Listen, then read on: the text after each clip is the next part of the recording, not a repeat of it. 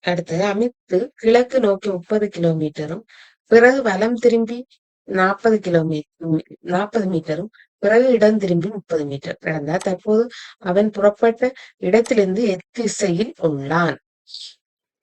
அவ ஃபர்ஸ்ட் கிழக்கு நோக்கி போய் வலம் இடம் தொடக்க புள்ளியிலிருந்து 30 மீட்டர் கிழக்கு நோக்கி போறார். போயிட்டு இப்ப வலம் எதுன்னு பார்த்தோம்னா இந்த சைட்டு 40 கிலோமீட்டர் நடக்கிறார்.